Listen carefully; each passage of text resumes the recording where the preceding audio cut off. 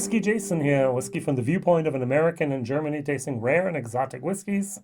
I'm going to be one of the first persons worldwide to actually do this video, therefore, hey, rare and exotic. Cardhu, 11-year-old, the 2020 special release here from Diageo.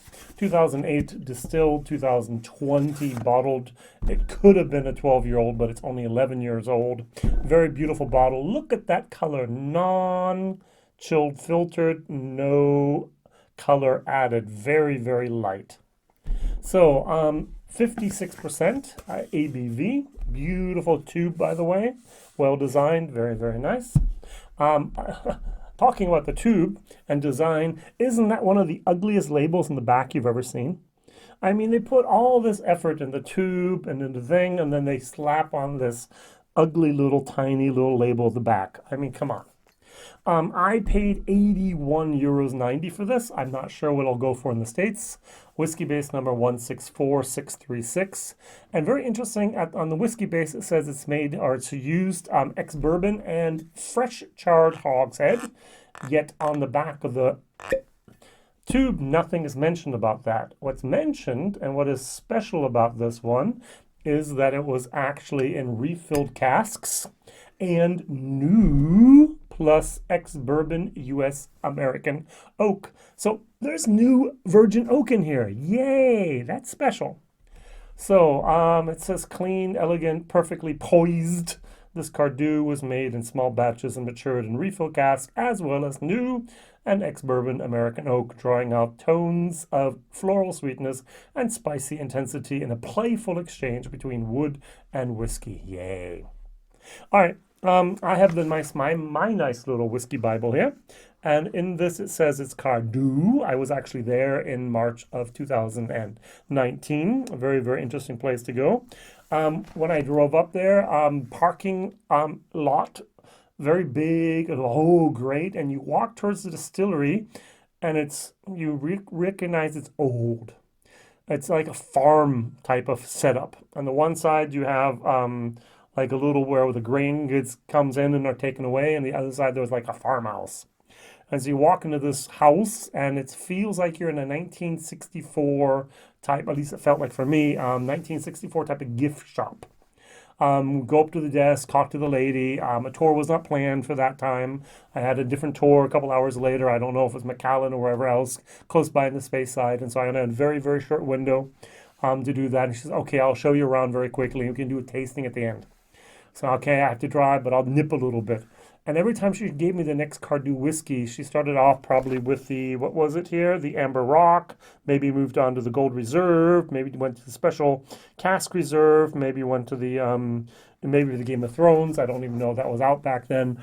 She actually had one that had higher proof, and each and every time I was like, okay, thank you, next. Thank you. I was like, don't dishonor her, but please move on. I took the little sample bottles I had with me back home. I did a tasting all by myself.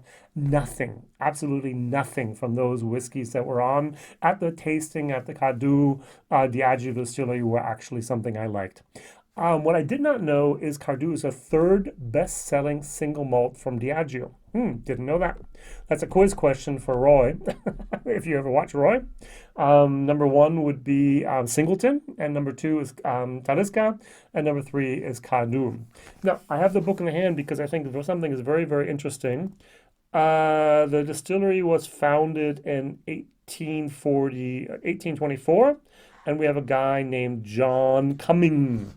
Now, he's not that important. Who's important, because also the new distillery experience, there's going to be a warehouse tasting experience there, is going to revolve around two women. Diageo's involvement, inclusion, and diversity. And they found out, hey, back then we had this lady, after John Walker and Sons bought the distillery back in 1893. They paid £20,500 for it. They had someone actually running the distillery already. That was Helen Cumming, a lady who was actually called the Queen of the Whiskey Handle, of the whiskey trade, I'm sorry, that was German. And she had a daughter-in-law named Elizabeth, and Elizabeth and the two became legends in the Scotch whiskey history books. So very, very interesting fact there. All right. On the nose, malted honey, or the honeyed malt, a tiny little bit of lemongrass, and there's a particular dusty type of wood in the background. I'm not yet over the neck pour, I know. All right, cheers. It's 56%, gonna be hot.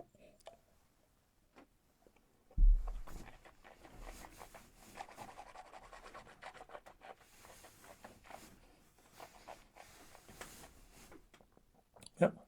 So,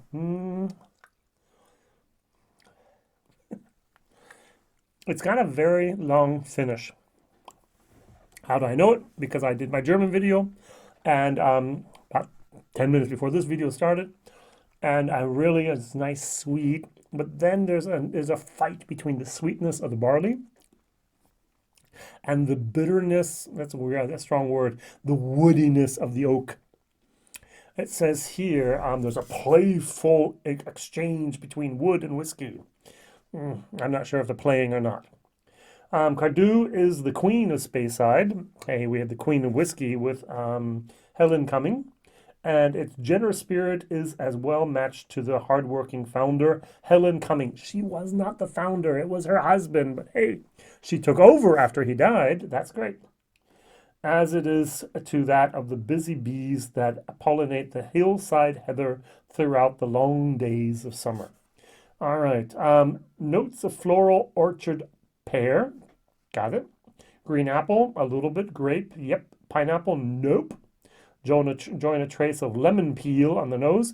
I talked about lemongrass with a gentle mossy base. Moss, okay. The texture is creamy smooth, absolutely, and the taste sweet, then juicy, with a buttery richness, nope.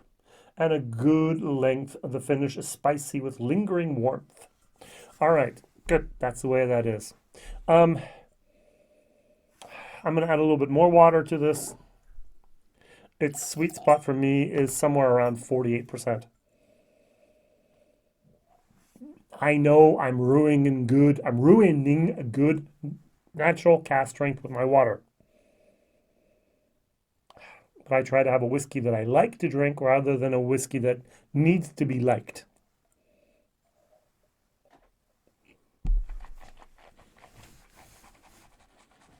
Mm-hmm. Mm-hmm. Yeah. Nice. Solid. C, on a good day, it's C+. With more water, the aftertaste turns a little bit more woody. Without the water, it's a little bit hot in the middle and even disruptively hot for me. So I can't really get the perfect balance there that I need. Am I happy that I bought this? Am I glad I tried it? Yes. So what I do over here is I do actually bottle shares. So all of this has been actually shared. 5 CL belong to me. After 2 videos, let's say about 1 to 2 CLs are left over, belong to me, and the rest I've actually shared with others, which is nice. I've done my video, I've tried it. Every year, Cardhu brings more and more different releases onto the market, and every year I buy more and more bottles. I started off with the Kraganmore 20. I now have the Cardhu 11. I'm going to do a singleton here from Dufftown, a 17, and I actually have the Talisker 8, which I also do. So 4 videos. So you're going to have a whole week almost here of special releases from Diageo 2020 here with WhiskyJason, whiskey from the viewpoint of an American in Germany, tasting rare and exotic whiskeys. These are fairly rare, and yet they go into the tens of thousands of bottles that they actually throw into the market worldwide. So these are things a lot of people buy that have so much deeper pockets. These are, especially in the Asian world, I think very sought after. And they are things that people like to show off with. All right.